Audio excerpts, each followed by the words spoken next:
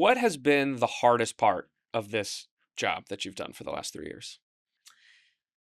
Probably an answer you're not expecting me to give unless you're going to go on to Penn at some point in your questions. Penn's next. That's the hardest thing I've ever done. So let's get to the Michigas at Penn.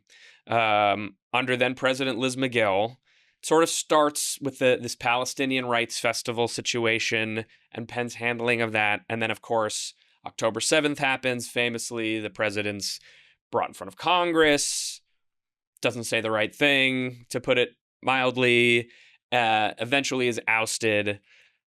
I think, at least from my conversations with you, and you can say if I'm correct or not, that, Liz Magill was just sort of the wrong person at the wrong time, not necessarily a bad actor or nefarious person. I know Liz. I call her a friend. Of course. She is no Jew hater. Right. She is a friend of the Jewish people. I think she was caught in a moment. Who is to blame for that moment is not important. She was caught in a moment and was never able to recover from it. And it was clear in an instant that she was not going to be able to recover from it, and that we had to make a change, and she had to make a change. I happened to be in a position to be very much part of that moment as vice chair of the board.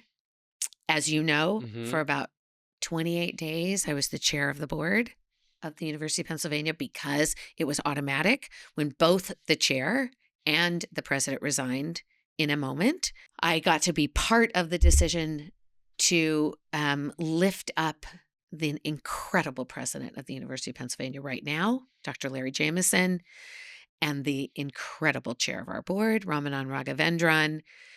And I feel completely confident that we are not in that moment now, and that we have the leadership both of our president and of our chair to take us out of this moment. And I think we're fairly far along that path. I'm loath to say this because it's being Jewish with Jonah Platt, but I received more hate from my Jewish community than from any other community at the role I decided to take at Penn, the way I decided to handle it, which, as you know, follows the adage of Ann Richards, the governor of Texas: if you don't have a seat at the table, you're on the menu for lunch. That's what I decided to do, was to double down, along with several very significant Jewish leaders who found themselves on the executive committee and the board in this moment, who partnered with me, along with our non-Jewish trustees who were never at odds with me or with their fellow Jewish trustees, not for 1 minute. The values that drew me to Penn, that kept me engaged as a trustee for 20 years, are exactly the same. This is a very troubling time. It was a very difficult moment on Penn's campus, on campuses around the country. There was no playbook for this. We'd never seen anything like it before. And as soon as we figured out the playbook, which was as simple as the enforcement of time, place, and manner, everything started to turn. People say, but there were encampments all across North America and you were failing us all across North America. I don't know the exact numbers, but I think there's 3,000 maybe colleges or institutions of higher learning in North America. The number of encampments was a fraction of that.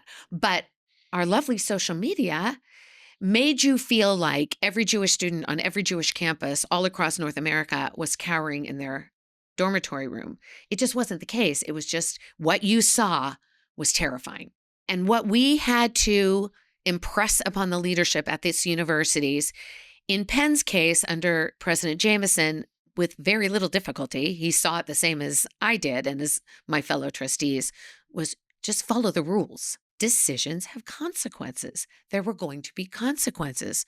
Whether your listeners know about it or not, there have been consequences. People were denied diplomas, and their future employers know it.